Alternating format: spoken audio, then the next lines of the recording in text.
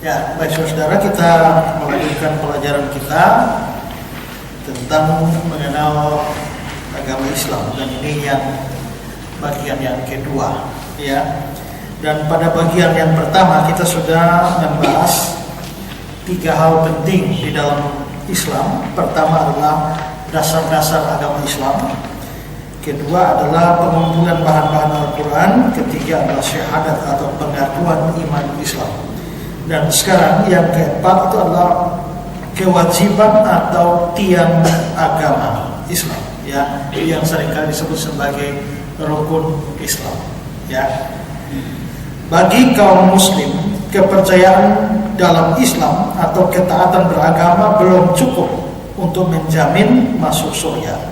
Setiap orang harus menempuh jalan yang lurus, shiratal mustaqim, lalu menerima ajaran iman, melakukan kewajiban, dan hidup dalam aturan-aturan akhlak yang diuraikan dalam Al-Quran dan hadis. Ya, hadis itu adalah seperti sudah kita pelajari pada pelajaran pertama, itu adalah tradisi-tradisi. Ada hubungan yang pasti antara ajaran dan kewajiban dalam Islam. Islam lebih merupakan tata cara hidup dan bukan sekedar suatu aturan kepercayaan. Kebajikan terbesar ialah penyerahan seutuhnya kepada kehendak dan kuasa Allah. Itulah akar kata muslim, yaitu berserah, ya. Kebajikan terbesar ialah penyerahan seutuhnya kepada kehendak dan kuasa Allah. 5 kewajiban pokok yang menurut tradisi dikenal 5 asas itu diharuskan bagi setiap muslim. Jadi ini disebut rukun Islam atau 5 kewajiban. Pertama adalah ada pernyataan kepercayaan atau syahadat, ya, kalimat syahadat, ya, yang saya kira banyak kita ketahui, ya, itu adalah pengakuan kepercayaan mereka. Syahadat berasal dari bahasa Arab syahidah, ya, yang artinya ia telah menyaksikan.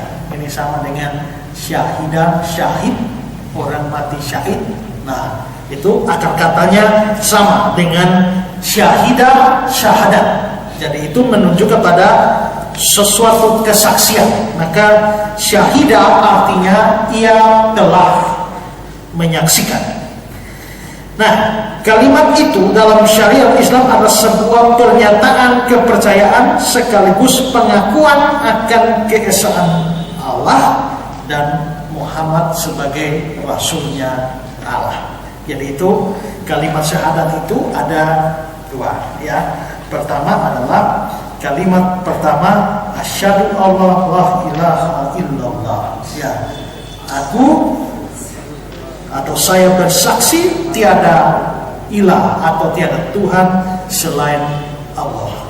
Itu kalimat pertama dari syahadat. Dan yang kedua adalah wa asyhadu alla Muhammad Rasulullah, ya, dan aku bersaksi, ya, Muhammad itu adalah Rasulnya Allah. Itu 2 syahadat mereka atau 2 kesaksian mereka. Itu sama dengan mungkin orang Kristen bilang barang siapa yang mengaku bahwa Yesus Kristus adalah Tuhan, dia akan diselamatkan. Jadi ada satu pernyataan iman. Kalau kita lihat dalam kitab suci kita, orang Kristen akan selamat kalau dia percaya bahwa Yesus Kristus adalah Tuhan dan Juru Selamat, atau dialah Mesias, anak Allah yang hidup. Nah, ada suatu statement pengakuan seperti itu. Nah, mereka pengakuan imannya ini, syahadat mereka ini 2, yaitu mengakui bahwa tiada Tuhan selain Allah dan juga mengakui Muhammad sebagai Rasulnya Allah, ya. Dalam hadis riwayat Imam Ahmad dibilang begini, Rasulullah pun menyatakan, barang siapa yang mengucapkan la ilaha illallah dengan ikhlas, maka akan masuk ke dalam surga. Ya, kalau mengucapkannya dengan ikhlas akan masuk ke surga. Ya. Wahab bin Munabih, setiap kunci pasti punya gerigi. Jika kamu memasukinya dengan kunci yang memiliki gerigi, pintu tersebut akan terbuka. Jika tidak demikian, pintu tersebut tidak akan terbuka. Gerigi tersebut adalah kalimat la ilaha illallah, ya, itu geriginya, maka pintu surga. Pintu mutiara Firdaus terbuka pula bagimu, asal ada kalimat syahadat, pengakuan syahadat ini. Ya, ini juga mirip-mirip. Barang siapa mengaku dengan mulutnya Yesus Kristus adalah Tuhan, dia akan selamat. Ya, jadi itu semacam pengakuan iman mereka. Ya, maka syahadat itu penting sekali bagi seorang Islam. Kedua, rukun yang kedua itu adalah sholat. Ya, sholat dan juga sholat Jumat. Ya, itu doa. Nah, sholat atau upacara agama ini mutlak bagi Muslim yang taat, dan itu dilakukan dalam 5 waktu. Kita kenal mereka ada sholat 5 waktu. Ada sholat zuhur. Secara bahasa, zuhur berarti waktu sawal, yaitu waktu tergelincirnya matahari. Waktu matahari bergeser dari tengah-tengah langit menuju arah tenggelam ke barat. Jadi kalau yang tengah sini, ya, yang mulai tergelincir sedikit ke sini, nah itu mesti ada waktu untuk berdoa, zuhur. Lalu ada sholat asar. Asar secara bahasa diartikan sebagai waktu sore hingga matahari memerah, yaitu akhir dari atau dalam sehari. Ya. Jadi kalau tadi ini begini, ini dia mulai menurun begini. Nah itu sudah harus ada satu sholat lagi. Lalu maghrib. Maghrib berarti waktu dan arah tempat tenggelamnya matahari. Sholat maghrib adalah sholat yang dilaksanakan pada waktu tenggelamnya. Jadi begini, lalu begitu. Itu mesti sholat. Ya. Lalu sholat isya. Isya adalah sebuah nama untuk saat awal langit mulai gelap atau setelah maghrib hingga sepertiga malam yang awal. Sholat isya disebut demikian karena dikerjakan pada waktu tersebut. Pada waktu malam sudah datang sepertiga malam. Ya, itu mulai sholat isya. Ya. Lalu mulai sholat subuh atau fajar. Fajar secara bahasa berarti cahaya putih, itu fajar. Sholat fajar disebut juga sebagai sholat subuh dan sholat qodah. Ini pada pagi, ya, pagi hari. Jadi 5. Mereka berdoanya 5 kali. Ya, waktu matahari begini, lalu begini, lalu begini, lalu begini, lalu tidur, ya, lalu pagi-pagi sholat. Nah, saudara berdoa berapa kali setiap hari? Ya, sehari berdoa berapa kali? Itu pun kalau masih ingat doa makan, ya. Ya. Jadi memang dalam Islam ini doa ini sangat-sangat penting, ya, sangat-sangat penting ditekankan. Walaupun mereka kalau dibanding sama agama Yahudi itu masih kalah, karena Yahudi punya doa yang banyak sekali. Ya, Yahudi punya satu doa namanya doa Shema. Ya, doa Shema yang diambil dari Ulangan 6 ayat 4. Ya, itu mesti doa pagi dan sore. Itu doa Shema. Ya, habis doa Shema, orang Yahudi punya waktu doa. Waktu doanya kalau Islam ini ada 5, Yahudi cuma 3 saja. Ya, jam 9 pagi, jam 12 siang, dan jam 3 sore. Itu 3 waktu doa. Tapi berikut lagi orang Yahudi punya doa yang namanya Shemona Esrei. Itu doa 18. Jadi ada 18 doa yang harus diucapkan setiap hari. Ya, setiap hari doa 18. Lalu berikutnya lagi ada doa-doa yang merupakan kumpulan-kumpulan doa. Ada lihat terang, ada doanya sendiri, lihat gelap, ada doa sendiri, ada kabar sukacita, ada doanya, ada kabar dukacita, ada doanya, keluar rumah ada doanya, masuk rumah ada doa, dapat lihat atau datang tamu baru itu ada doa khusus, dapat barang baru ada doa khusus, lihat barang ada doa khusus, dan terlalu banyak doa, ya, itu orang Yahudi. Makanya Yahudi itu tidak ada bangsa di dunia ini yang melebihi orang Yahudi dalam urusan doa. Ya. Hanya gara-gara doa seperti inilah, maka mereka sudah diatur. Apalagi yang 3 jam doa itu, yaitu jam 9 pagi, jam 12 siang, dan 3 sore. Itu kamu lagi buat apa saja pada jam itu harus berhenti dan berdoa. Nah, karena itu maka ada orang-orang tertentu yang terlalu kepengen dilihat secara rohani. Ya, itu jam 8 itu dia ada di rumah, tidak bikin apa-apa. 8.30 dia ada di rumah, tidak bikin apa-apa. Tapi menjelang jam 9 sengaja keluar. Ya, sengaja keluar jalan-jalan di pasar, tiba-tiba wah jam 9 waktu doa. Supaya dilihat orang. Itulah sebabnya Tuhan Yesus kritik doa itu, ya. Kamu berdoa seperti orang munafik, ya, yang pergi, ya, berdoa di tikungan-tikungan jalan, di pasar-pasar dan sebagainya. Doanya jadi pamer. Semua kewajiban agama kalau pamer itu hilang maknanya. Di dalam Injil Tuhan Yesus mengajarkan ada 3 kebiasaan atau ritual agama yang sangat berpotensi untuk menjadi alat pamer. Pertama adalah doa, kedua adalah puasa, ketiga adalah memberi sedekah. Makanya kalau kamu beri sedekah, jangan beri tangan satu tahun, ya. Kalau puasa, ya, kamu jangan bikin mukamu semua orang kamu puasa, ya. Kalau doa, jangan berdiri tikungan-tikungan. Maka memang hal-hal ini rohani sekali, tapi begitu dijadikan alat pamer, maka di situ motivasi menjadi salah.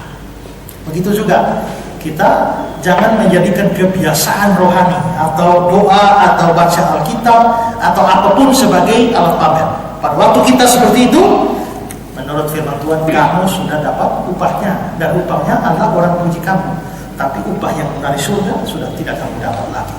Makanya kalau mau berdoa, masuklah ke dalam kamarmu, ya, tutuplah pintu dan berdoalah kepada Bapamu yang di tempat yang tersembunyi. Itu bukan berarti bahwa tiap kali doa mesti masuk kamar. Karena kalau kita KKR susah, ya kan? Tapi maksudnya adalah bahwa doa, pokoknya kalau kita misalnya terjebak ke dalam suatu kebiasaan mau pamer doa di muka umum, kalau begitu jangan masuk kamar, ya. Tapi kalau kita berdoa di muka umum tapi motivasinya tetap tidak salah, maka tentu tidak salah juga kalau kita berdoa di muka umum, ya. Nah, jadi memang Yahudi hebat sekali dalam urusan doa. Nah, tapi bagaimana dengan orang Kristen? Orang Kristen tidak punya jam doa, ya. Nah, itu sama, ya kan, orang Islam sama orang Yahudi ini kan ibadahnya masih lahiriah. Karena itu mereka ada jam doa, lalu mereka ada tempat doa khusus. Ketiga adalah bahwa harus menghadap ke tempat khusus, yaitu kiblat. Misalnya orang Yahudi kiblatnya ke Yerusalem, orang Islam ke Mekah. Tapi orang Kristen sudah tidak lagi, karena barang siapa menyembahnya harus menyembah dalam roh dan kebenaran. Menyembah dalam roh itu dikontraskan dengan penyembahan lahiriah. Karena itu maka kekristenan membuat semua unsur lahiriah di dalam peribadatan, termasuk kiblat-kiblatan itu tidak ada lagi, ya. Makanya kita ini mau menghadap kemana saja kita tidak peduli, ya. Karena Tuhan memenuhi langit dan bumi. Saya menghadap ke sana, dia ada di sana. Saya menghadap ke sana, dia ada di sana. Tapi beda dengan Yahudi dan Islam, karena mereka percaya ada tempat kudus. Yerusalem tempat kudusnya Yahudi, Mekah tempat kudusnya Islam. Orang Kristen tidak kenal yang namanya tempat kudus lagi. Makanya Holy Land, Holy Land, Holy Land. Itu Holy Land itu punyanya Israel, ya, bukan kita, ya. Karena itu maka kalau ada publikasi-publikasi, ya, berlibur ke Holy Land, ya, Holy Land-nya Israel. Tapi jangan kita pergi lalu pulang merasa seperti lebih suci dari yang lain, ya. Kan di sana ada jual paket. Mereka gali tanah di belakang rumah, lalu ini kasih masuk di botol, tanda suci. Ambil air di Sungai Yordan, taruh 1 botol, air suci. Minyak zaitun taruh 1 botol, minyak suci. 3 botol $1, ya. Nah, padahal minyak biasa, air biasa, ya, tanah biasa. Nah, kita tidak lagi bergantung pada itu. Nah, dalam sholat ini umat Islam harus mengucapkan doa-doa yang telah ditentukan. Terus ada surat pertama itu adalah Al-Fatihah, ya. Itu yang sudah kita bahas pada tunjukkanlah kami jalan yang lurus, ya. Lalu ada ayat-ayat pilihan yang lain dari Al-Quran dalam bahasa Arab sambil menghadap ke Ka'bah di Mekah. Makanya di hotel-hotel itu harus kasih arahnya, kiblatnya ke mana. Di atas kapal juga kan bingung mau cari arahnya, maka kapal-kapal juga, tempat sholat juga harus dikasih kiblatnya ke mana. Hadis telah mengatur orang-orang berdoa dengan tata cara mekanik seperti berdiri, berlutut, tangan dan muka di tanah dan lain sebagainya. Itu cara sholatnya. Saya kira kalau rajin nonton sinetron pasti tahu, ya. Itu cara-cara mereka berdoa. Panggilan untuk berdoa yang dilakukan dengan mengumandangkan azan oleh seorang muslim yang berseru dari menara atau minaret. Makanya begitu azan, kita asik-asik nonton film pun tiba-tiba jamnya azan, sama sebentar TV bunyi dulu, ya kan? TV bunyi azan dulu, nah baru selesai sholat, baru acara TV dilanjutkan, ya. Nah jadi itu panggilan daripada. Mungkin ini ada persamaan dengan lonceng gereja untuk panggil umat beribadah, ya. Jadi ada lonceng satu artinya mandi sudah, ya kan? Nah, lonceng dua bergerak sudah dari rumah. Nah, lonceng tiga artinya ibadah sudah mulai, ya, ibadah sudah mulai. Itu memang karena ya seluruh umat di satu kampung, ya kan, gereja di sini semua orang Kristen, ya kan? Maka pukul lonceng supaya semua kampung dengar. Tapi apakah relevan masih mempergunakan lonceng gereja itu ketika kita sudah ada pada lingkungan yang majemuk? Di sini ada Islam, Hindu, Buddha dan lain sebagainya. Orang Kristen satu di sini, satu di sini, satu di sini, orang seperti kita di sini, ya, gereja di sini. Ya tak usah lah pakai lonceng lah, ya. Cukup SMS saja, ya, atau telepon atau WA, BBM. Nah, itu sudah zaman sudah modern. Kalau di kurus satu kampung masih itu nggak oke lah, masih bisa pakai lonceng gereja. Nah, begitu juga azan. Pada waktu itu kan memang mereka sendiri yang di sana, mereka semua. Maka satu kali teriak untuk semua umat. Tapi kan sekarang ini kan banyak. Di antara masyarakat majemuk, mereka bikin ribut saja tuh. Makanya saya pernah berpikir, bisakah tidak ya masjid tanpa toa? Ya. Apalagi masjidnya di sini, gereja di sini, sementara khotbah tiba-tiba toanya sikat datang. Ya, maka terpaksa mereka mesti stop khotbah dulu, tunggu itu selesai baru. Nah itu menjadi, ya kalau di Arab sana mereka memang pakai itu relevan pada zaman dulu, tapi kalau zaman sekarang tempat di mana masyarakat sudah majemuk, seharusnya itu dipertimbangkan di dalam rangka toleransi. Ya.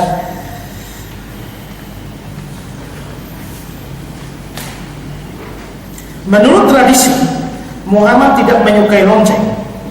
Karena itu dia menggunakan 9 suara azan untuk panggilan sholat. Ya, jadi mungkin karena beliau tidak suka lonceng, jadi dia pakai azan saja. Jumat adalah hari kebaktian umat Muslim, seperti Minggu bagi orang Kristen. Ya, Jumat itu memang hari Jumat, kita punya hari-hari, nama hari dia Senin, Selasa, Rabu, itu semua ada pengaruh dari Arab, ya, dan Arab juga pengaruh dari Ibrani. Jadi Jumat itu artinya beramai-ramai. Itu sebenarnya adalah hari pasar. Jadi waktu mereka mau beribadah atau berdakwah itu kan pas hari pasar itu adalah hari Jumat itu.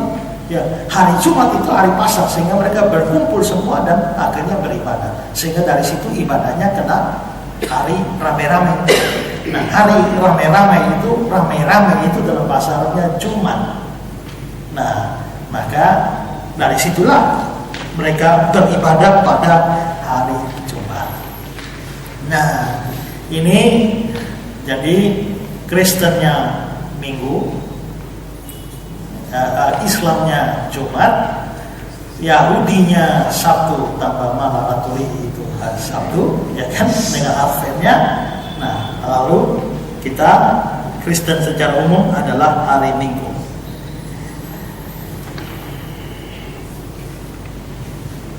Nah, Jumat adalah hari kebaktian umat Muslim, seperti hari Minggu bagi orang Kristen. Tapi sangat sedikit wanita menghadiri kebaktian-kebaktian itu.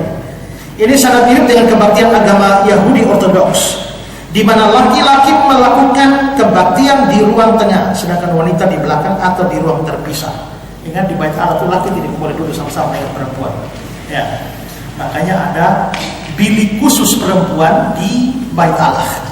Ya, jadi Bait Allah itu ada bilik khusus perempuan, ada bilik khusus untuk orang non Yahudi yang masuk memeluk agama Yahudi, tidak bisa gabung. Jadi yang ruang utamanya itu hanya bagi Yahudi yang laki-laki. Nah, itu demikian juga dengan Islam, seperti itu.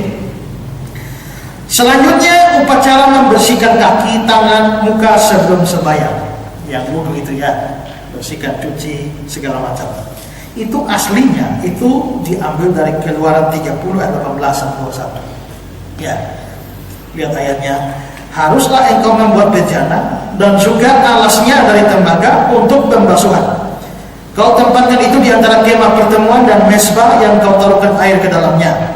Maka Harun dan anak-anaknya harus membasuh tangan dan kaki mereka dengan air dari dalamnya. Apabila mereka masuk ke dalam kemah pertemuan, haruslah mereka membasuh tangan dan kaki dengan air. Ayat 21. Haruslah mereka membasuh tangan dan kaki mereka supaya mereka jangan mati. Itulah yang harus menjadi ketetapan bagi mereka selama-lamanya, bagi dia dan bagi keturunannya turun-temurun. Jadi itu juga ada ya. Tapi itu aturan bagi imam. Dalam Islam itu berkembang bukan cuma bagi imam, tapi bagi semuanya. Ditambah di sini hanya bilang cuci kaki tangan, mereka tambah juga dengan telinga, mata dan lain sebagainya. Ya. Dan itulah sebabnya saya pernah bilang ada banyak tradisi mereka juga, praktek-praktek mereka juga yang itu memang mengadopsi dari Yahudi atau juga dari Kristen yang memang sudah ada terlebih dahulu. Ya. Seperti yang sudah pernah saya jelaskan ya, tradisi naik haji itu juga diambil dari Yahudi. Ya, dari Yahudi juga. Haji, hagai itu kan haji. Ya. Apalagi gereja, kan kebanyakan kita kan gerejanya itu karena pengaruh Eropa. Tapi pergi ke Yahudi tidak, pergi ke gereja-gereja Ortodoks tidak. Gerejanya betul-betul bulat, ya, bulat tapi salib. Nah, kalau mereka kan ada ya bulan bintang itu ya. Nah, itu hanya dari rumah itu, tapi kok mereka adopsi dari gereja Kristen. Ya, yang model ibadahnya seperti itu. Ya. Oke, jadi pertama adalah syahadat, kedua adalah sholat, ketiga adalah puasa di bulan Ramadan.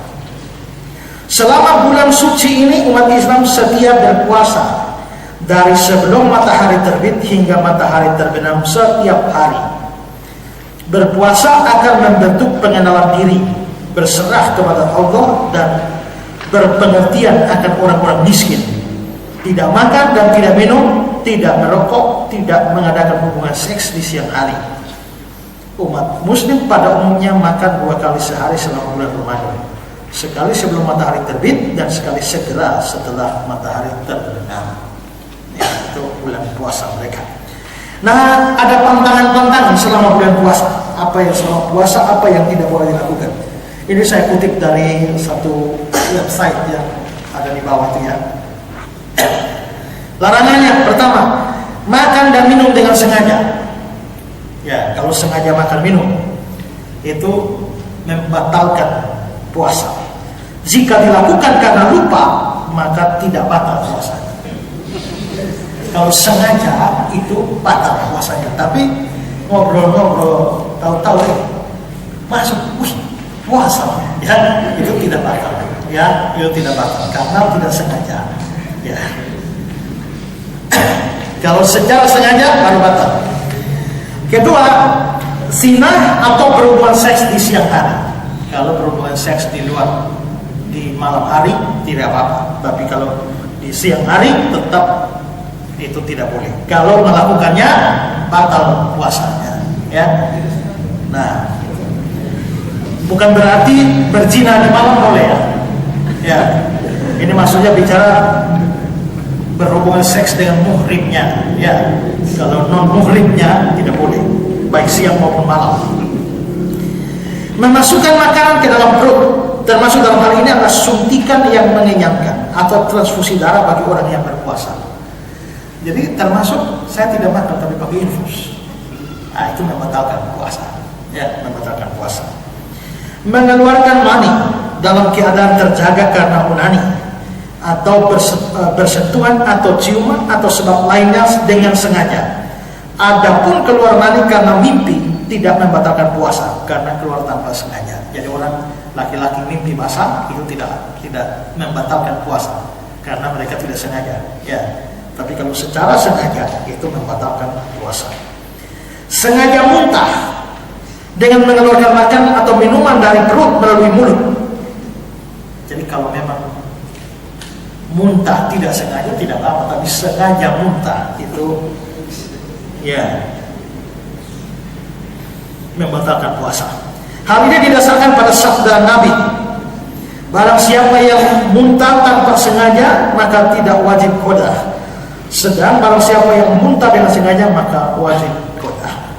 Dalam lafaz lain disebutkan barang siapa muntah tanpa disengaja maka dia tidak wajib atau mengganti puasanya. Ya. Lalu yang mungkin paling penting adalah tidak boleh sampai murtad dari Islam. Ini menghapuskan segala amal kebaikan.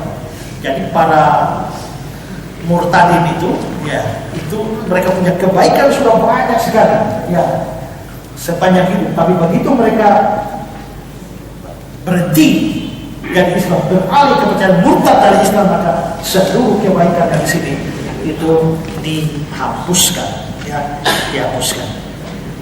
Firman Allah Ta'ala, seandainya mereka mempersekutukan Allah, niscaya lenyaplah dari mereka amalan yang telah mereka kerjakan. Semua amal baik, amal mereka terhapus semua karena mereka murtad dari Islam. Itu rukun yang ketiga. Rukun yang keempat itu adalah pemberian sedekah atau zakat. Muhammad sendiri adalah seorang piatu dan katanya sangat ingin menolong yang berkekurangan. Pemberian sedekah dalam Islam pada hakikatnya adalah sukarela. Tapi sekarang umat Islam diharuskan memberikan 1/40 dari penghasilannya untuk orang miskin. Ada juga peraturan-peraturan membagi hasil pertanian, ternak, dan kekayaan lainnya, dan persembahan sukarela lainnya. Sedekah mempunyai manfaat yang luar biasa bagi kehidupan. Nah, apa saja manfaatnya? Ini saya kutip juga dari sumber tertentu. Pertama, bahwa memberi sedekah itu bisa menyembuhkan penyakit. Ya. Rasulullah bersabda, bentengilah hartamu dengan zakat, obati orang-orang sakit dari kalanganmu dengan bersedekah, dan persiapkan doa untuk menghadapi datangnya bencana. Jadi dengan kita bersedekah itu bisa menyembuhkan sakit dari keluarga kita. Ya, dari kalau Pak Nathan sakit-sakit suruh mama bersedekah. Nah, itu bisa menyembuhkan penyakit. Ya. Memberi rasa bahagia dengan menolong orang lain akan meringankan rasa sakit kita sendiri, mengurangi stres dan memberi rasa bahagia. Ini mirip ya, Tuhan Yesus sudah omong sebelumnya ya, bahwa terlebih bahagia orang memberi daripada menerima. Terima itu bahagia, tapi memberi itu jauh lebih bahagia. Kalau saudara hanya suka diberi saja, ya saudara bahagia tapi kurang bahagia. Ya, kalau saudara hanya ditraktir saja itu bahagia tapi kurang bahagia. Jauh lebih berbahagia orang yang mau traktir orang. Nah, itu lebih berbahagia. Ya. Memperpanjang usia dan meringankan sakratul maut. Ya, itu sakratul maut itu ya dalam kondisi sekarang, ya, itu penderitaan itu meringankan. Rasulullah bersabda, sedekah dari seorang muslim meningkatkan hartanya di masa kehidupannya dan juga meringankan kepedihannya saat maut. Dan melaluinya atau melalui sedekah, Allah menghilangkan perasaan sombong dan egois, memperingatkan kepedihan saat maut, ya. Jadi pada saat dia mau mengalami kematian, penderitaannya ringan. Kalau nonton di Indonesia banyak ya cerita-cerita di mana anak-anak yang kuala dan sebagainya mau mati itu susah sekali, ya, nanti menderita di alam kubur. Nah, mendekatkan pada terkabulnya hajat. Barang siapa berniat sedekah, kecepatan Allah membalasnya lebih daripada kecepatan gerakan sedekahnya. Ya, kalau cepat kasih sedekah, Tuhan balasnya lebih cepat daripada gerakan. Tapi kalau mau kasih sedekah terlalu lama, itu Tuhan kasih balas juga lama, ya kan? Tapi kalau cepat memberi, cepat diberi, ya. Itu dari hadis qudsi. Bisa menolak bencana. Imam Ibnu Qayyim al-Juziyah mengatakan, sesungguhnya sedekah bisa memberikan pengaruh yang menakjubkan untuk menolak berbagai macam bencana, sekalipun pelakunya orang yang fajir atau pendosa, zalim atau bahkan orang kafir. Karena Allah Subhanahu wa taala akan menghilangkan berbagai macam bencana dengan perantara sedekah tersebut. Kalau kasih sedekah, maka bencana semua itu dihalalkan. Hadis lainnya, bersegeralah bersedekah, sebab musibah dan bencana tidak bisa mendahului sedekah. Ya. Berikut untuk tambah rezeki. Rasulullah pernah bersabda, turunkanlah atau datangkanlah rezekimu dari Allah dengan mengeluarkan sedekah. Kalau kamu berikan sedekah, kamu akan bertambah rezeki atau rizki. Ya, rizki itu rezeki. Ya. Ya. Jadi orang namanya rizki itu artinya rezeki. Ya, itu memang mirip-mirip, ya. Kalau bahasa Ibrani sama Arab itu ya mirip.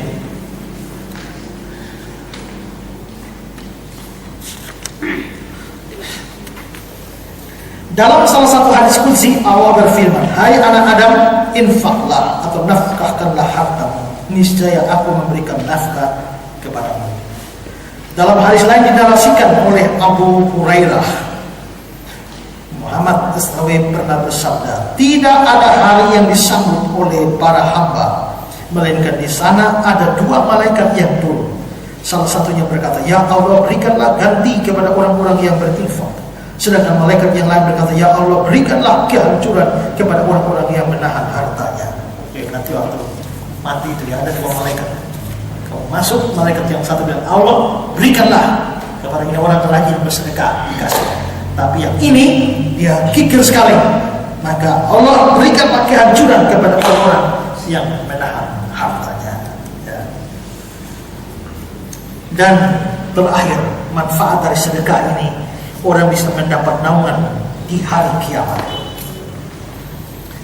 Rasulullah, naungan bagi seorang mukmin pada hari kiamat adalah sedekahnya. Pada hari kiamat yang menolong adalah sedekah. Ya, Nabi pernah menyebutkan bahwa 7 hal yang akan menjadi payung yang menaungi pada hari kiamat, antara lain seseorang yang bersedekah secara rahasia sehingga tangan kirinya tidak tahu apa yang dilakukan oleh tangan kanannya.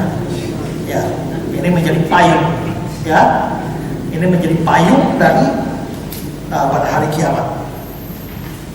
Sesungguhnya sedekah akan memadamkan panas kubur bagi pelakunya. Sungguh pada hari kiamat seorang mukmin akan berlindung di bawah naungan sedekahnya. Berarti sedekah bagi seorang Islam itu penting sekali. Itu sangat menentukan keselamatan mereka di akhirat. Ini penting sekali. Tapi ini juga perbedaannya dengan orang Kristen. Tanpa iman maka tidak ada perbuatan baik sama sekali. Ya, tanpa iman maka perbuatan baik kita seluruhnya dianggap sampah, dianggap kain kotor menurut iman Kristen. Karena itu kalau saudara berhadapan dengan orang Islam, ingat bahwa mereka sangat, amal mereka, sedekah mereka itu sangat menentukan keselamatan mereka. Ya, sangat menentukan keselamatan mereka. Karena itu kalau saudara berhadapan dengan orang Kristen yang juga memegang paham bahwa perbuatan baik bisa menyelamatkan mereka, ya ini memang tidak ada beda juga dengan Islam dalam hal ini. Nah, perhatikan ini penting. Karena sedekah yang diberikan itu akan menolong si pemberi untuk memperoleh berbagai kebajikan dan juga keselamatan, penerima tidak perlu merasa berhutang kepada si pemberi. Sebaliknya adalah suatu kewajiban bagi si pemberi untuk memberikan, dan si pemberi harus merasa beruntung karena ada orang mau menerima sedekahnya. Jadi kalau kau berikan dan saya terima, kau harus bersyukur. Ya, karena itu menolong kamu, menyelamatkan kamu. Ya, susahlah kau kalau kau mau kasih sedekah tapi orang-orang tidak mau terima semua. Itu kau lebih susah. Ya, karena kamu bisa jadi tidak selamat. Ya, tidak selamat. Nah, orang Kristen juga memang harus bersedekah. Karena kita lihat Tuhan Yesus sendiri, baik di dalam perjanjian lama kitab Amsal maupun perjanjian baru dalam Matius 5, Tuhan Yesus juga bicara soal hal memberi sedekah. Tapi ingat bahwa sedekah dalam orang Kristen tidak pernah membuat kita untuk selamat. Ya, jadi mereka kan bersedekah supaya selamat. Kalau orang Kristen beriman dulu lalu selamat, habis selamat baru bersedekah.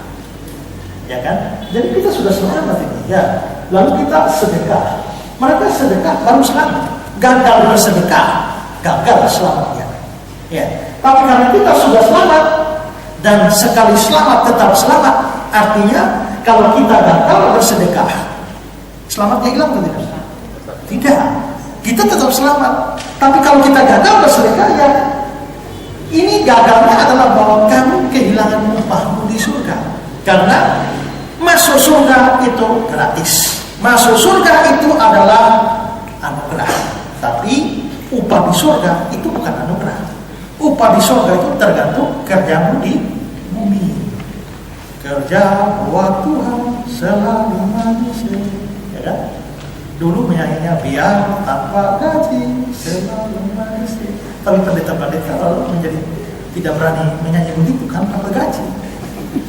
Maka diubah biar pikul salib selalu manusia. Ya, begitu ya. Nah, tapi kalau kamu dia salib boleh menyanyi dengan enak. Biar tanpa gaji selalu manusia. Lupa kan digaji? Tidak, saya diberikan gaya hidup. Bukan gaji. Ya kan? Kerja buat Tuhan terlalu manusia. Di dunia ini mungkin tidak dapat pahalanya, tapi di surga itu diperhitungkan. Ya, dalam persekutuan dengan Tuhan, 1 Korintus 12:8. Sebenarnya kata persekutuan tidak ada. Jadi ayat itu mestinya dalam Tuhan jerih payahmu tidak sia-sia. Ya. Lalu juga ayat yang lain adalah pasal 10. Kamu memberi air sejuk secangkir saja, kamu tidak akan kehilangan upahnya. Bayangkan, tidak ada yang lebih sederhana dari air sejuk secangkir. Tapi untuk yang paling sederhana saja Tuhan itu upahnya.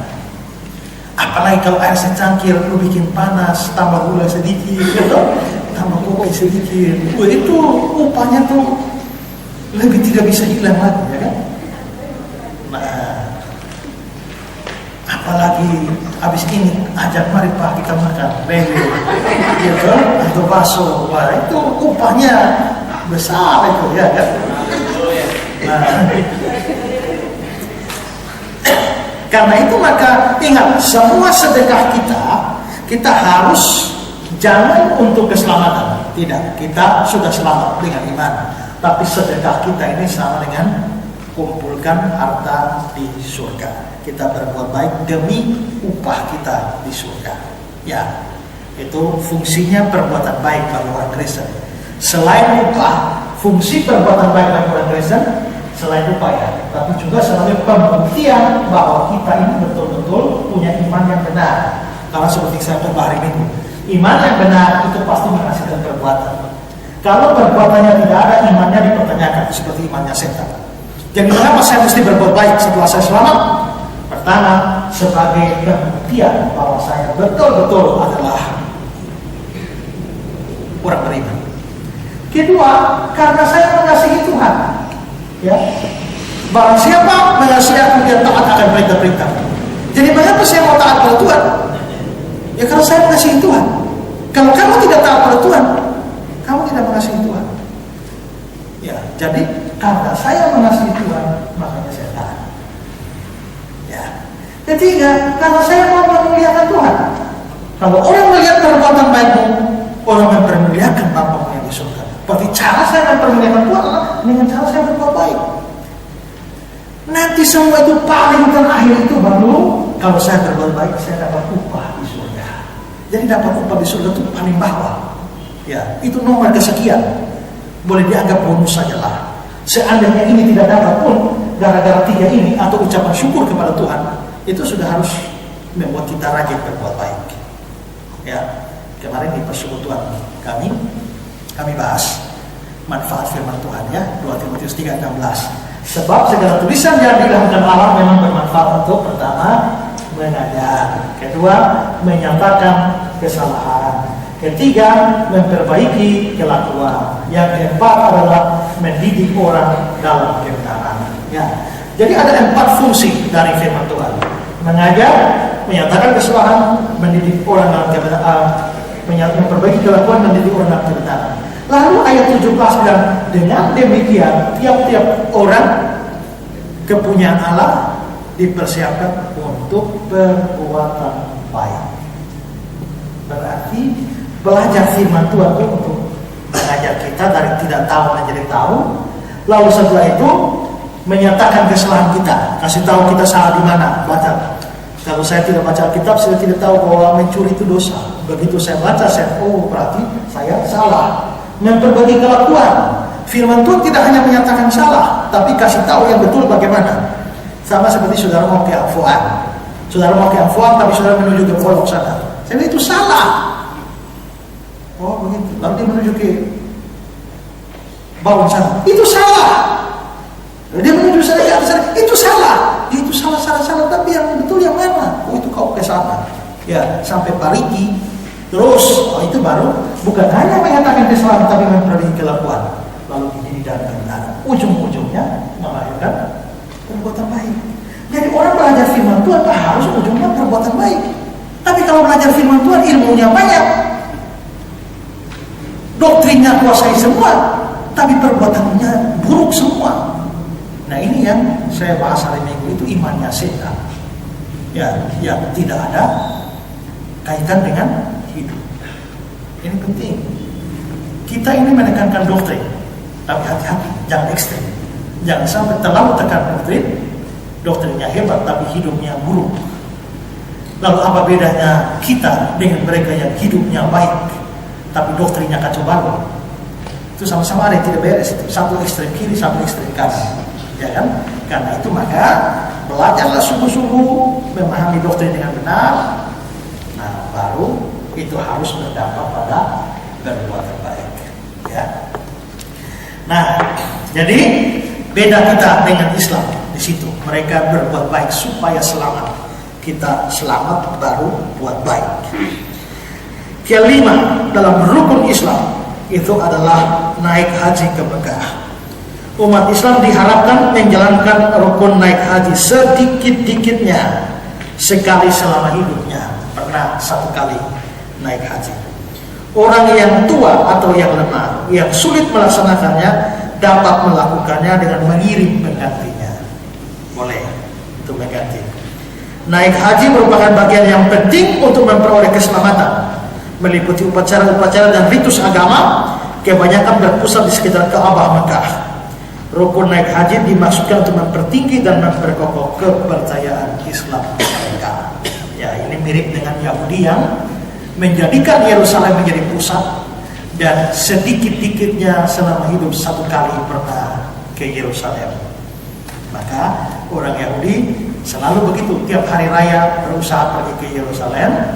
Sambil naik-naik ke Yerusalem itu menyanyi, namanya Sirha Ma'alot, nyanyian kenaikan.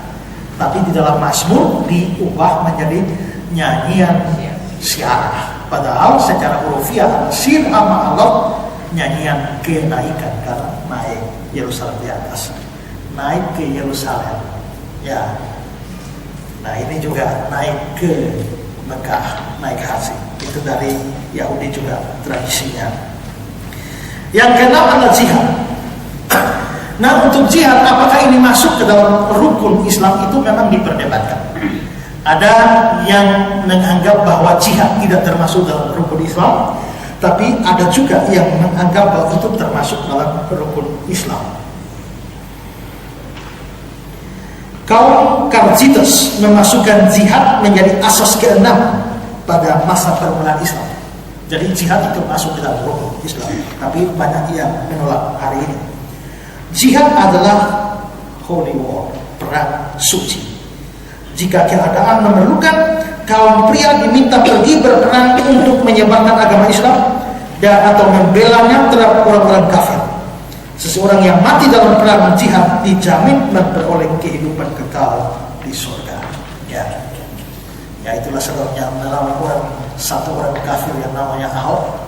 Mereka perang untuk berjihad, membela Islam, bela Quran, bela ulama dan sebagainya. Itu bagian dari jihad. Ada satu brosur Islam Selayang Pandang, dikatakan bahwa berjuang di jalan Allah itu melalui pena, pidato, atau pedang. Itu namanya jihad. Jadi jihad tak selamanya pakai pedang, bisa pakai pena, yaitu menulis tentang Islam, membela Islam dari serangan-serangan, yaitu apologetika Islam misalnya, atau pidato, khotbah-khotbah, ataupun juga langsung cara pedang untuk berjihad. Ayatullah Khomeini pernah bilang, kesenangan yang termurni dalam Islam ialah membunuh dan dibunuh untuk Allah. Itu kesenangan yang termurni. Itu Khomeini pernah bilang begitu. Ya. Jadi membunuh, makanya jangan heran darah orang kafir bagi mereka halal. Ya. Atau dibunuh, mungkin karena tunggu-tunggu tidak dibunuh-bunuh, bunuh diri. Ya. Nah, itu bagian dari jihad. Kemarin masih ada lagi yang bom ya, pakai panci ya, pokoknya segala macam mereka pakai dana, ya panci lah, rice cooker lah, segala macam, pokoknya yang penting cepat-cepat naik, karena itu berjuang di jalan Allah. Ya, jadi itu rukun mereka. Ini kita masih murni ya, mempelajari pemahaman mereka ya, supaya kita tidak asing kalau berhadapan dengan mereka. Karena kita memang bersinggungan dengan mereka setiap saat. Seandainya kita memang bersinggungan dengan orang Merapu, maka kita perlu belajar tentang Merapu supaya tahu cara pendekatan mereka itu bagaimana. Waktu saya pergi ke Sumba tuh ngobrol-ngobrol sama di kampung Merapu itu, saya tanya, adakah konsep tentang surga neraka bagi mereka? Agak kabur. Mereka agak sukar menjawab. Terus saya tanya, kalau orang mati bagaimana? Jiwanya pergi ke mana? Oh, mereka mengatakan bahwa itu ada kampung satu, tapi kampung ini di dunia roh. Jadi orang kalau mati, orang Sumba mati itu dalam kepercayaan itu, maka arwahnya itu akan kembali masuk ke dalam kampung itu. Nah, tapi terus misalnya kalau dia matinya di lain tempat, ya mati di mana-mana, maka itu perlu dibuat upacara khusus di sini untuk membawa atau mengirim arwahnya masuk ke itu kampung. Di sini mati, di sini bawa ke sana, dan sebagainya. Terus saya bilang, di sana itu hidup bagaimana? Ya hidup seperti di dunia ini, hanya beda alam saja. Ya kan, beda alam saja. Nah, dan macam-macam. Nah, kalau misalnya kita ada dan hidup bersinggungan dengan orang, mau menginjili orang-orang Merapu, ya mesti tahu apa yang mereka percayai. Mau menginjili orang Jingitiu, mesti tahu apa yang mereka percayai. Begitu. Mau menginjili orang Islam, harus tahu apa yang mereka percayai. Jangan kita membangun konsep kita yang tidak mereka percayai, kita serang. Itu yang terjadi. Makanya waktu kuliah dulu, karena Stan Armenian, lalu Pak Francis mengajar tentang Calvinis, saya musul, Pak, bagaimana kalau tak usah Bapak yang ngajar Calvinis, kita mengundang orang ke asli Calvinis saja, lalu dia ngajar, supaya kita tahu persis kalau dia ngajar kan, itu pasti dia ngajar Calvinis asli itu. Ya. Jadi kita mengundang saja orang Calvinis supaya kita dengar langsung dari dia. Nah, hanya ya entah pertimbangan apa tidak dilakukan. Ya. Tapi memang paling bagus kan begitu. Ya. Mestinya mau belajar Islam ini kita undang orang Islam untuk ngajar, jangan saya ngajar ya. Nah, hanya pasti majelis tidak setuju. Kalau rapat kita keluarkan biaya untuk Pak Kiai datang. Ya, jadi itu rukunnya. Sekarang berikut adalah sekte-sekte atau aliran-aliran dalam Islam. Jadi ternyata aliran-aliran itu bukan cuma ada dalam Islam ya, tapi banyak juga dalam Islam. Mereka punya aliran-aliran yang dianggap sesat dan sebagainya. Menurut tradisi, Muhammad meramalkan bahwa pengikut-pengikutnya akan terbagi menjadi 77 sekte. Saya baca beberapa sumber katanya ada yang 73, tidak tahu mana yang benar. Ya, tapi dikatakan 77, ada yang 73. Masing-masing akan neraka, akan pergi ke neraka. Kecuali satu sekte, yaitu agama yang diakui sendiri bersama sahabat-sahabatnya. Tapi saat ini jumlah sekte-sekte Islam sudah lebih dari 150, jauh melebihi jumlah yang diramalkan Muhammad. Saya baca juga ada yang sudah mengatakan sudah di atas 175. Lalu ternyata perkembangannya, ini sekte, misalnya sekte A, ini ternyata ini sekte B, sekte C, sekte D, yang sudah sekitar 175. Tapi ternyata dari sekte B, misalnya muncul lagi sekte-sekte lain. Dari sini lagi C1, C2, C3, D1, D2, itu semua itu diperkirakan sekitar di atas 1000 sekte. Kalau ini saya bukan ini, saya baca dari sumber mereka, dari sumber Islam sendiri. Sudah mengatakan ada sekitar lebih dari 1000 aliran dari sekte-sekte ini. Ya.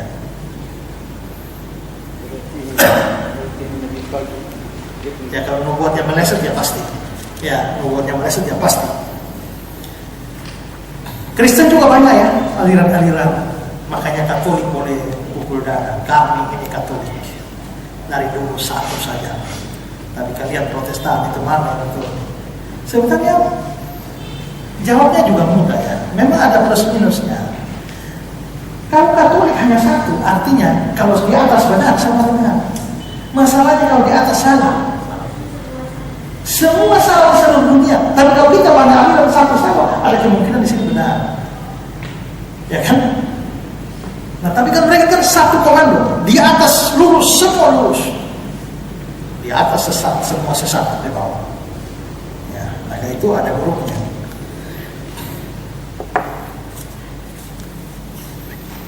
Walaupun ada negatifnya, ya, karena yang tidak sekolah ini, tidak belajar ini kalau bikin aliran sendiri itu susah. Ya, belajar Alkitab itu tidak mudah. Saya berteman dengan satu orang di Facebook. Ya, nama pendeta siapa Simarmata gitu ya. Ya, waktu saya lihat dia ini kayaknya mukanya kok muka anak-anak ya. Tapi mungkin kan dia baby face. Ya sudahlah, begitu. Tapi dia sering posting tentang Islam dan sebagainya. Lalu satu hari dia membuat status nyerang Islam, terus ada Islam tanggapan. Waktu Islam tanggapi dia, kamu bukan pendeta tapi angkat diri jadi pendeta. Itu saya gitu ya. Lalu saya komentar di bawah orang Islam itu. Nah, memang dia bukan pendeta ya? Iya bukan pendeta, teman satu kelas saya kok. Sekarang masih sekolah kok. Ngurusi agama orang lain. urus daki sendiri saya tidak beres kok. Nah, katanya begitu. Lalu saya komentar di pendeta itu, komentar pendeta, kamu bukan pendeta ya? Terus dia inbox saya memang belum pendeta Pak, tapi saya bercita-cita jadi pendeta. Loh, kalau kamu cita-cita jadi pendeta ya jangan pakai pendeta dulu. Kalau saya bercita-cita jadi jenderal, masa sekarang saya harus jenderal Israel? Ya jangan dulu, nanti kapan jadi pendeta baru pakai. Iya Pak, tapi saya kan sudah belajar. Saya sudah belajar juga belajar Al-Quran di bawah Pak Saifuddin Ibrahim. Ya kamu belajar sih belajar, tapi menjadi pendeta bukan semudah itu. Saya tamat sekolah teologi tahun 2001. Ya, tapi ditabis jadi pendeta itu baru 2009. Terima SK-nya 2017. Kemarin baru terima SK. Supaya jangan proses saya itu 17 tahun. Iya kan? Ya coba kita punya penginjil kan? Ya sudah tamat sekolah teologi dari beberapa tahun yang lalu sampai hari belum tabis juga. Ini baru saya mau pikirkan untuk tabis mereka. Kita sudah bersurat ke malam untuk tabis kependetaan. Itu sudah tamat sekolah teologi. Dan kamu belum sekolah teologi saja belum ini. Ya, tapi sudah pakai pendeta. Dulu saya pernah dimarah oleh Pak Francis Nawoke karena pas kita kan biasa masih teologi koleksi buku-buku kan. Nah lalu ada orang pergi masuk kampus dan menawarkan stiker untuk buku-buku. Kan kadang-kadang buku hilang. Ya, buku-buku hilang jadi stiker, terus stiker tulis nama kita, ya. Lalu nama siapa, alamat di mana, tempel di buku, ya di sini. Ya, perpustakaan pribadi, ya begitu. Nah, lalu masuklah orang ini tawar, saya bilang, saya mau tulis nama saya, besok kan saya jadi pendeta. Daripada saya jadi pendeta, saya bongkar lagi. Maka saya pesan stiker semua, pendeta Israel Alfred Solo, STH. Nah, lalu saya pasang, saya tempel seluruh buku saya. Lalu Pak Frans panggil saya, kenapa kau bikin begitu Islam? Ya nanti kan saya jadi pendeta Pak. Nanti kalau saya jadi pendeta kan saya bongkar lagi. Ya, jadi Pak Frans, kalau saya pecat kau sekarang, kau tidak jadi pendeta lagi. Saya pikir-pikir, oh ya salah juga ya, salah juga. Ya, akhirnya saya copot semua, ya, saya copot semua. Apalagi saya bukan hanya pakai pendeta, saya sudah taruh STH di belakang. Padahal belum STH. Ya. Lalu saya menulis buku saya yang pertama itu judulnya Mengapa Allah. Itu buku entah sudah di mana saya sudah tidak tahu lagi. Saya tidak punya dokumen. Tapi Mengapa Allah itu buku terbit pada saat saya hampir wisuda di sekolah 3 Kitab Nusantara. Nah, akhirnya saya mendekati lagi kampus lagi. Bolehkah? Kan saya kurang berapa bulan sudah STH. Bolehkah saya cetak buku ini STH? Tetap tidak boleh. Tidak boleh. Ya sudah, tidak boleh. Jadi itu memang imam di dalam perjanjian lama itu pun dia sebelum bertugas itu betul harus ada satu upacara khusus. Itulah menjadi tradisi gereja, ada pentabisan pendeta. Nah, maka orang tidak bisa angkat diri sebagai jadi pendeta, sebagai guru, sebagai pengajar. Ini susah. Belajar Alkitab tidak mudah. Ya, pendeta Ramra bilang begini bahwa ini kira-kira begini bahwa semua di Alkitab ini sudah ada urusan apapun dalam hidup kita ini Alkitab sebagai firman Tuhan sudah mengatur itu. Tapi kan tidak mudah. Ada hal-hal yang mudah dicari dalam Alkitab. Misalnya boleh mencuri atau tidak. Bukan dalam buku dapat kata-kata jangan mencuri. Gampang. Tapi apakah ibu-ibu boleh KB? Cari di Kejadian sampai Wahyu juga tidak ada yang bahas KB. Berarti itu butuh penafsiran yang lain. Nah, maka para Arab kasih ilustrasi. Itu seperti seluruh bumi ini itu sebenarnya sudah menyediakan hal-hal yang cukup bagi kita. Ada yang mudah dapat. Mau makan sayur pepaya, pergi pohon pepaya, cabut lalu selesai. Ya, gampang. Semua ada di alam. Mau sayur kangkung tinggal cabut jadi. Tapi mau bikin bensin itu ada di alam. Tapi tidak bisa kau tarik dari pasang pipa lalu tarik lalu isi di mobil. Tidak bisa. Itu butuh ilmu pengetahuan, teknologi untuk mengubah itu bahan dasar dari alam jadi bensin baru bisa dipakai. Jadi ada bahan-bahan yang bisa didapat dengan mudah dari alam, ada bahan yang untuk menjadikannya perlu ilmu dan teknologi. Begitu juga dengan menafsir Alkitab. Ada hal-hal yang mudah didapat, buka Alkitab baca dapat. Tapi ada hal-hal tertentu yang butuh ilmu untuk menggalinya. Itulah sebabnya orang perlu belajar hermeneutik, belajar bahasa asli Alkitab, belajar cara nafsir, belajar konteks, belajar macam-macam. Itu perlu dipelajari. Latar belakang, kondisi di sana, bagaimana? Nah, itu penting sekali. Itulah sebabnya kita belajar. Ya.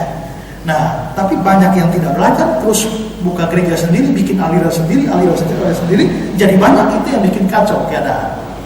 Ya, bikin kacau keadaan. Tapi hal yang sama terjadi dalam Islam. Mereka juga muncul banyak aliran. Nah, ada beberapa aliran saja di sini. Mungkin kita menyinggung ada 6 saja yang paling terkenal. Itu pertama adalah Sunni. Sekte Sunni merupakan yang terbesar dalam dunia Islam. Memakai gelar Naziah yang berarti mereka yang diselamatkan. Mereka mengakui keempat khalifah pertama sebagai pengganti atau pengganti sah dari Muhammad. Jadi setelah Muhammad ada 4 khalifah, mereka mengakui. Mereka mengakui ke-6 kitab yang benar dan merupakan milik salah satu sekolah jurisprudensi yang didirikan oleh keempat imam tersebut. Muhammad Rayhan bila mengatakan mereka, maksudnya adalah Sunni dia. Mereka orang-orang yang mengikuti tradisi dan kebiasaan Nabi. Ini adalah sekte terbesar dalam Islam. Jadi yang paling besar ini adalah aliran Sunni. Ya, itu terbesar. Lalu yang kedua itu adalah Syiah. Syiah berarti pengikut. Syiah adalah pengikut Ali yang mempertahankan bahwa dia adalah khalifah dan imam pertama dan yang benar sebagai pengganti Nabi. Jadi ingat ya, ini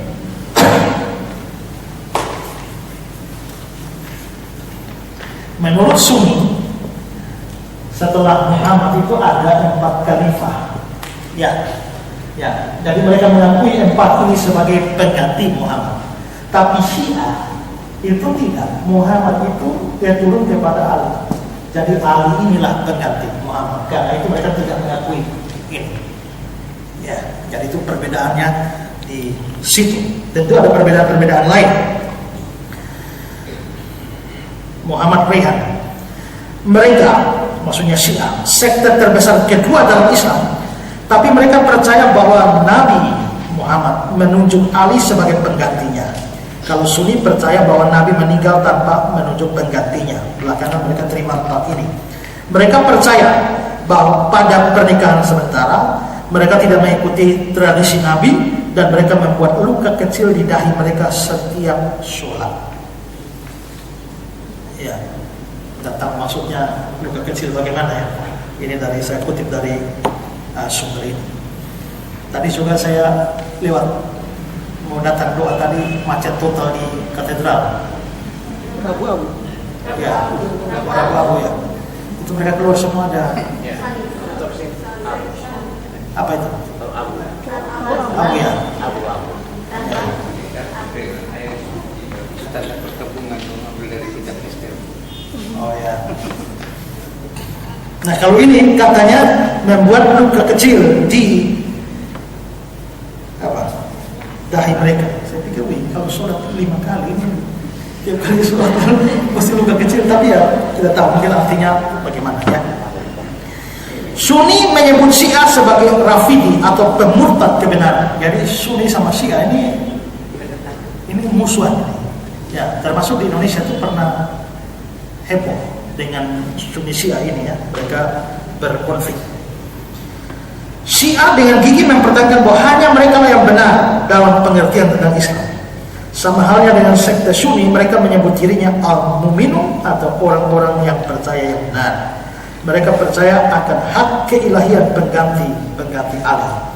Menurut mereka, pengganti yang berhak saat ini sedang bersembunyi dan akan muncul pada akhir dunia sebagai Mahdi, Imam Mahdi.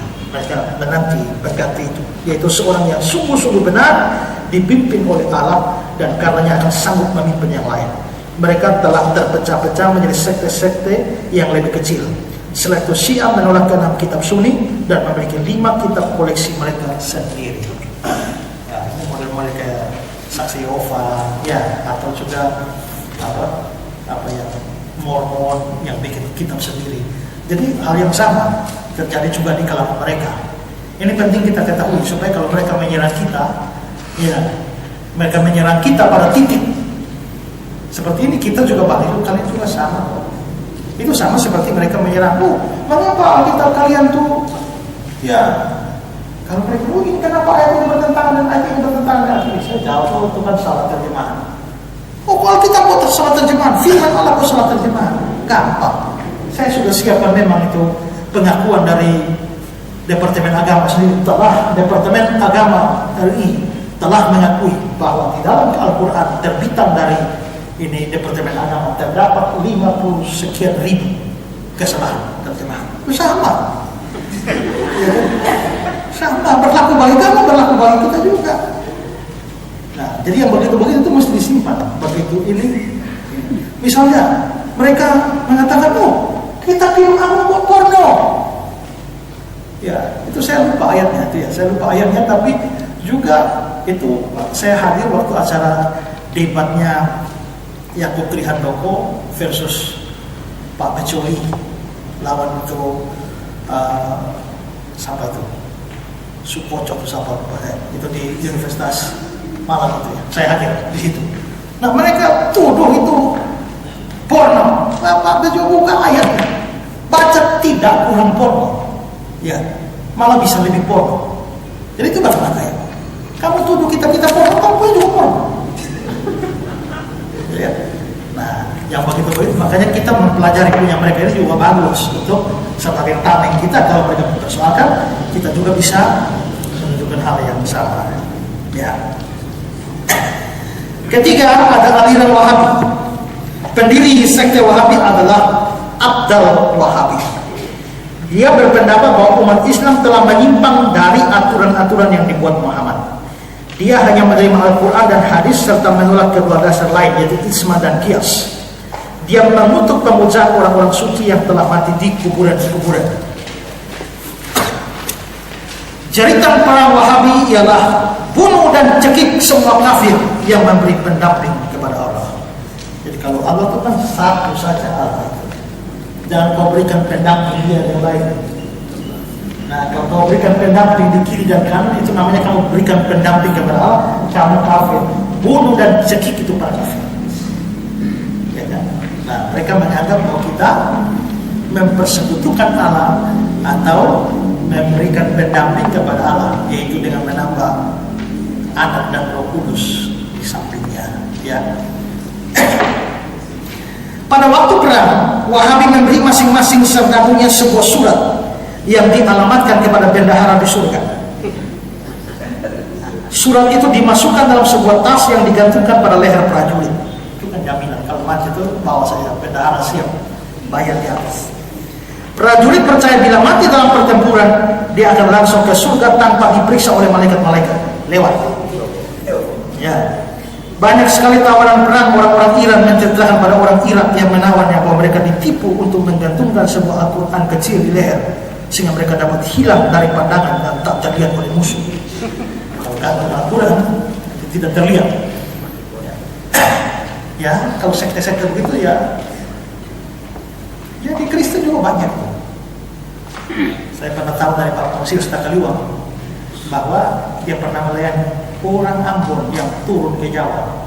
Nah, waktu didoakan lepaskan jimatnya, itu ada di ikatan merah yang ikat mati. Dia sendiri tidak tahu apa isi dalam, tapi itu sakti. Setelah dibuka, doa pegang. Bayangkan, doa pegang jadi jimat, ya, jadi jimat. Jadi, ya, itu terjadi di mana saja. Itu sinkretisme, berdoa kepada Tuhan yang benar juga sekaligus pada setan-setan. Ya. Makanya Pak Pansius pernah cerita ada orang yang pakai jimat bisa terbang. Tapi syaratnya kalau sudah terbang tidak boleh ingat satu pun yang rohani. nanti bahaya. Jadi waktu dia baca ini mantra, terbang tinggi-tinggi, dasar majelis sampai tengah udara dia ingat doa kami. Rokok lah dia.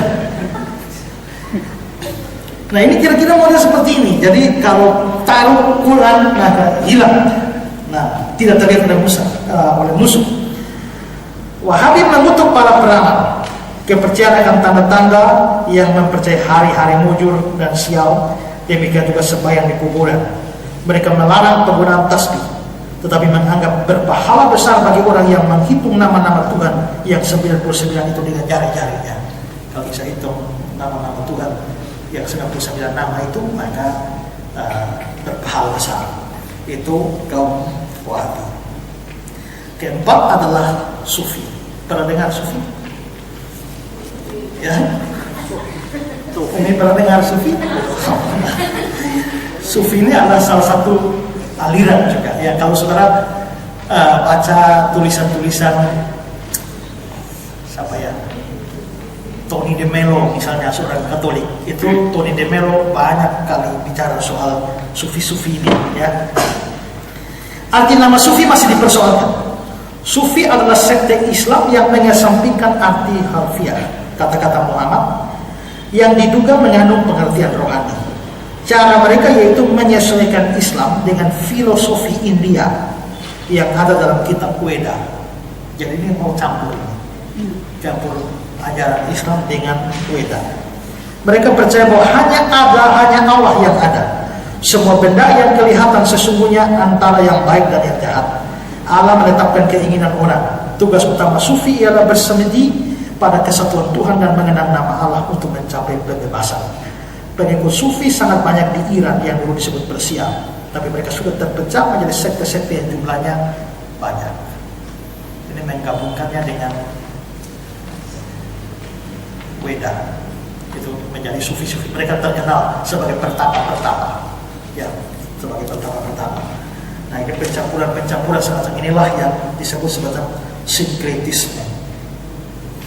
Lalu ada Bahaisme, agama Bahai. Pernah dengar agama Bahai? Juga di Indonesia sudah muncul. Ya, beberapa orang mengklaim sebagai penganut Bahai. Sekte Bahai dimulai oleh seorang yang lahir 1817 di Teheran, Persia. Nama aslinya adalah Minsha Hussein Ali. Dia mengumumkan pada 1847 bahwa dialah Bahaul Allah, kemuliaan Allah. Ya.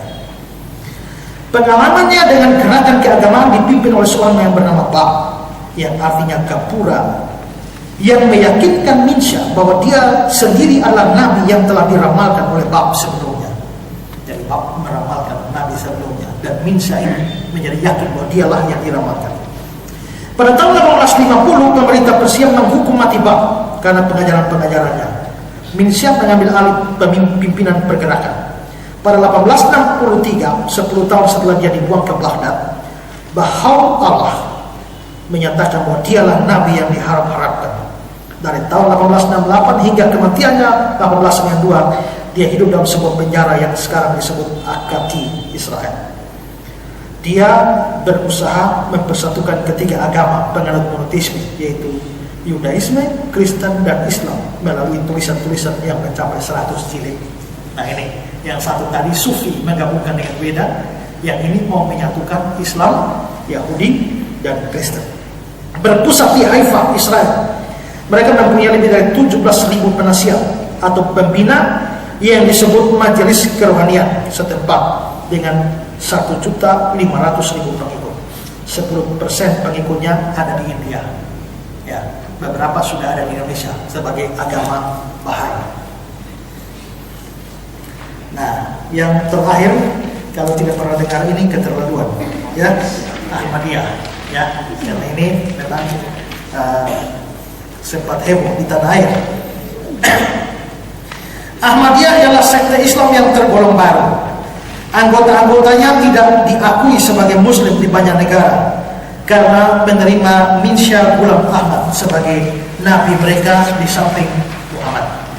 Mereka juga percaya bahwa Yesus disalib tapi tidak benar-benar mati. Dia hanya pingsan di atas kayu salib dan disadarkan kembali 3 hari kemudian di dalam kubur. Jumlah mereka bertambah-tambah, terutama karena keyakinan mereka mengirim pekabar-pekabar atau daiyah untuk memberitakan kepercayaan mereka. Jadi ada misi penginjilan kita, ya, kirim. Nah, Ahmadiyah inilah yang mempopulerkan, makanya di dalam Islam itu juga terpengaruh dengan muncul paham bahwa Yesus tidak sungguh-sungguh mati, cuma pingsan saja lalu sadar pada hari ketiga. Tapi itu pandangan yang tidak masuk akal. Pertama adalah bahwa kalau kita memahami bagaimana tradisi romanis di dalam penyaliban, itu mustahil ada orang tidak mati. Kita lihat pencambukannya saja sudah mengerikan, ya. Menurut para pakar, Leon Morris dan lain-lainnya, itu orang ditelanjangi lalu diikat seperti begini, ya. Ini punggung telanjang dicambuk oleh 2 prajurit di sisi kiri kanan berganti-gantian. Berapa kali cambuk? Kalau menurut aturan Yahudi itu mesti 40 kali. Tapi dalam prakteknya 40 kurang 1 dari 39. Tujuannya apa? Supaya kalau salah itu pas 40. Kalau sudah bikin pas 40 terus salah itu dari 41, yang cambuk mesti dapat bagian. Ya kan? Makanya 40 kurang 1. Ya, maka Paulus bilang aku didera tiap kali 40 kurang 1 pukulan. Jadi memang 40 kali. Tapi yang mencambuk ini bukan orang Yahudi, ini orang Roma. Dan orang Roma tidak kenal aturan begini. Ya, karena itu ada yang ahli yang mengatakan bahwa berapa kali cambuk itu tergantung dari suasana hati si serdadu. Ya, dia kalau habis bakal yang main tuan di rumah, diurusan, ya kan? Mereka pukul sejadi-jadinya dan cambuk itu bisa membuat organ bagian dalam perut itu bisa dilihat dari punggung karena habis. Apalagi cambuk Romawi yang modelnya seperti ini, 2, 3, 4, 5, 6, 7, kira-kira rata-rata 7, masing-masing 1, 2, 3, 4, 5, 6, 7. Ini semua masing-masing ada timah dan juga ada tulang runcing model seperti mata kain. Ya sudah, tahu itu isi keluar. Ya, nah kalau ini 1 kali pukul berarti, nah kalau kita hitung rata-rata 7, 49 ton pukulan pertama. Ya, kalau dipukul oleh 2 prajurit maka berapa ini? Ya, 98. Itu baru masing-masing pukulan pertama. Kalau mereka pukul sejadi-jadinya ikut Yahudi saja 40 kali saja, itu sudah berat. Ya, itu sudah sangat fatal. Makanya Leon Morris mengatakan punggung orang yang dicambuk itu menjadi bubur, betul-betul habis. Lalu ada Eusebius, seorang bapak gereja, menceritakan tentang seorang yang namanya Albinus. Si Albinus itu dikuliti menggunakan cambuk. Nah, jadi itu betul-betul habis itu. Nah, pada saat seperti itu, dengan punggung yang sudah hancur seperti itu, saudara, dia mengalami apa yang namanya hematidrosis. Ya, itu mengalami kekurangan darah yang luar biasa, dan pada saat itulah dia mesti memikul salib. Itulah sebabnya dia tidak kuat memikul salib karena sudah hancur semua. Nah, ingat kalau di film-film salib dipikul langsung begini menuju ke lokasi eksekusi, itu salah. Ya, biasa yang dipikul cuma yang horizontal, yang vertikal sudah menunggu di tempat eksekusi. Jadi yang dipikul cuma yang ini saja. Nah, tapi karena sudah diikat semacam ini, itu saudara jatuh itu tidak ada. Kalau kita ini biar kaget-kaget jatuh juga secara refleks tangan mesti ini. Tapi karena tangannya sudah diikat yang kayak ini, jatuh itu lurus, ya, hantam muka di tanah, dan dia harus melalui perjalanan yang cukup jauh. Kalau Golgota dari sini, orang sini lagi Golgota di sini kan baik, tapi dia mesti iring keliling kota jauh. Kenapa? Ini untuk menjadi pelajaran bagi orang-orang jajahan. Jangan main-main dengan kami orang Roma. Kalau kau main-main dengan orang Roma, kau akan alami nasib begini. Itu tujuan pertama. Tujuan kedua adalah dengan membawa putar ke seluruh kota, diharapkan mungkin ada orang yang mengajukan siap menjadi banding bahwa si terdakwa tidak salah. Yesus harus menjalani itu semua sampai di lokasi. Sudah dia tubuh yang hancur seperti itu, lalu dia mesti dipakukan, itu jelas mengerikan. Dan memang ada perdebatan apakah dipaku di sini atau di sini. Ya, memang Alkitab bilang tangan, tapi zaman dulu tuh ujung semuanya namanya tangan. Di sini juga tangan, di sini juga tangan. Ya, jadi apakah di sini atau di sini? Ada yang mengatakan bahwa itu di sini. Karena kalau di sini itu tidak cukup kuat untuk menahan berat badan. Jadi kalau di sini itu robek, pasti berat badan menarik dan robek di sini. Ya, karena itu di sini. Nah kalau itu di sini, saudara pegang ada lubang, ada tulang, 2 lubang. Di lubang itu ada satu saraf yang namanya saraf ulna. Saraf ulna itu yang lari sampai sini. Saudara kira-kira dapat sepersekian sedikit sakitnya saraf ulna itu kalau kira-kira begini. Itu saudara rasa, nah itu sedikit, ya sedikit. Tapi saudara, itu rasanya mau gila. Ya, tapi ulna di sini. Nah, waktu paku masuk seperti saraf ulna itu sama seperti saraf ulna itu diambil pakai tangan. Itu mengerikan kalau di sini.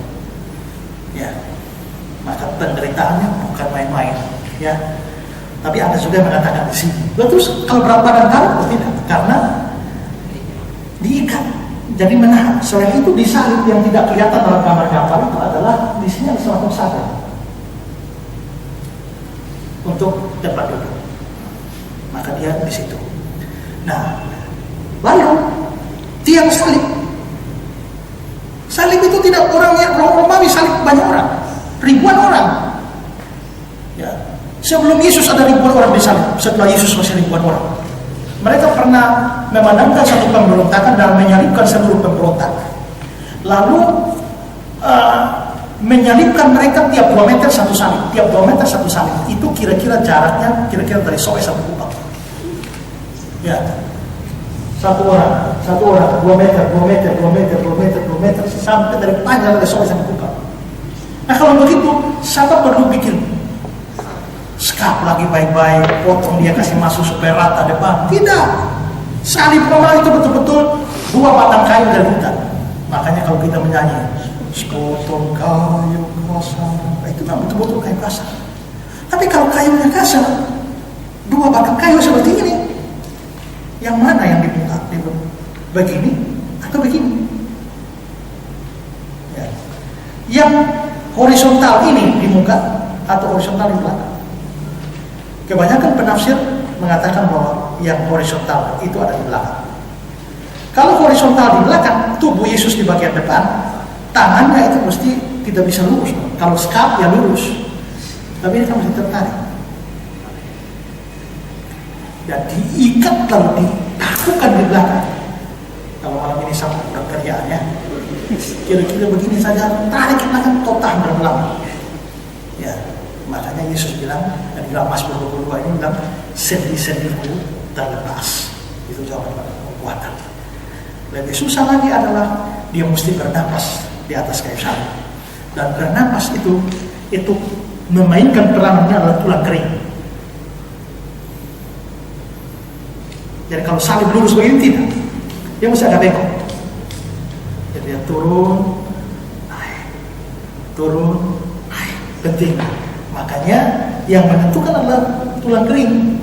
Begitu mereka lihat bahwa 2 penjahat itu belum mati, sikat tulang keringnya, patah, mau bernapas bagaimana? Dalam beberapa detik mati.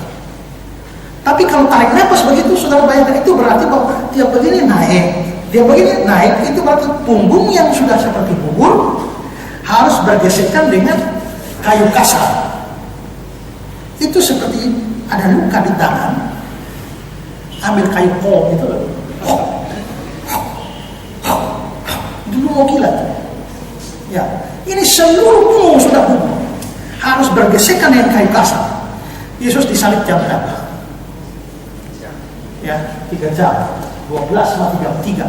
Dari 12 sampai 3 ini kira-kira tarik nafas berapa kali? Oh itu ngeri itu. Nah, Lalu saudara-saudara, orang Yahudi, orang Romawi tahu siapa mati sama tidak, itu mereka punya kerjanya hari-hari sikat orang. Maka mereka lihat dua orang ini belum mati, besok hari Sabat.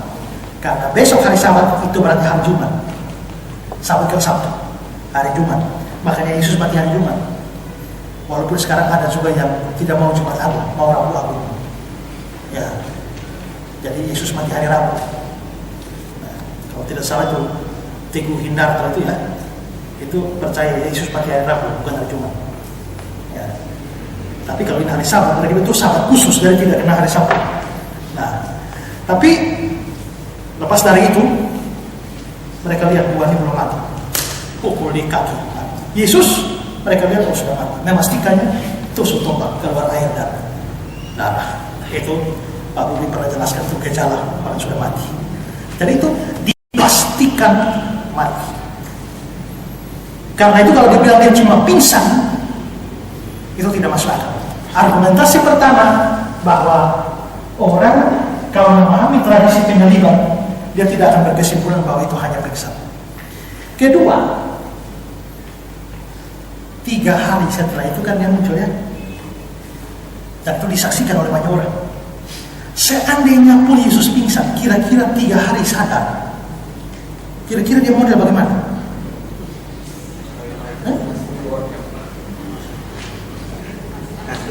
Biarpun seandainya dia cuma pingsan, 3 hari bangun pasti dia tidak ada model lagi. Hancur-hancuran jalan pun tidak bisa. Siuman bisa, tapi jalan tidak bisa. Butuh perawatan 3 bulan mungkin baru bisa pulih. Tapi ini faktanya adalah dia bisa muncul kemana-mana dengan muka yang berseri-seri. Bagaimana? Ya, tidak mustahil itu. Tidak adalah mustahil kalau berkesimpulan bahwa itu hanya teori pingsan. Jadi teori pingsan sama sekali tidak bisa diterima. Ya, dengan demikian pandangan Ahmadiyah yang juga diikuti juga oleh Ahmad Didat, ya, yang mengatakan Yesus hanya pingsan, ya, atau ada lain lagi teori penggantian, itu sama sekali tidak dibenarkan. Ya, itu aliran-aliran dalam Islam. Sekarang hari-hari penting atau pesta dalam Islam. Secara cepat ada Ramadan, bulan Ramadan, seperti diuraikan tadi. Adalah bulan puasa yang paling suci bagi umat Islam. Selama Ramadan, kaum muslim harus setiap puasa, tidak makan, tidak hubungan seks pada siang hari. Puasa itu untuk membangun pengendalian diri, penyerahan diri kepada Tuhan, dan juga untuk memahami orang-orang miskin. Ramadan menandai peringatan bulan pertama tahun kalender Islam yang dianut sejak tahun 662. Lalu kedua adalah Idul Fitri, mengakhiri puasa. Itu Idul Fitri itu kembali ke fitrahnya. Ya, perayaan Idul Fitri ialah perayaan hari pertama setelah Ramadan. Hidangan dimakan pada siang hari. Pada hari itu kaum muslim memberi sedekah sebelum sembahyang di masjid. Setelah mendengar khutbah, orang-orang berbau saling berkunjung menikmati makanan dan pesta Idul Fitri. Terakhir ada Idul Adha atau pesta kurban. Hari raya kurban sangat penting. Menarik untuk diketahui bahwa sebelum Arab menjadi Islam, mereka juga menyerahkan kurban persembahan yang sama berupa binatang yang menjadi bagian upacara sewaktu ziarah ke Ka'bah di Mekah. Muhammad hanya menerima saja kebiasaan itu dalam agamanya serta menyebutnya Idul Adha. Hari raya ini diadakan memperingati Abraham yang mencoba mengorbankan Ismail, bukan Ishak. Ya, menurut Alkitab kita adalah Ishak, menurut mereka Ismail. Dan ketika itu Jibril menggantikannya dengan seekor domba. Merupakan pengabdian yang sangat berpahala jika setiap keluarga dapat mengorbankan seekor hewan. Tapi karena itu membutuhkan biaya besar, hanya sedikit orang mampu, maka seekor hewan diperbolehkan sebagai kurban untuk seluruh rumah tangganya. Ya, itu hari raya mereka. Ini untuk pengenalan kita. Nanti pada pelajaran berikut kita mulai bahas soal Muhammad, ya, termasuk jalan hidupnya Muhammad bagaimana. Termasuk kita akan membahas argumentasi mereka bahwa Muhammad pun dinubuatkan di dalam Alkitab. kita akan membahas ayat-ayat mereka yang membuktikan bahwa apakah memang Muhammad itu dinubuatkan dalam Alkitab atau tidak. Ya. Oke, pelajaran kita sampai di situ.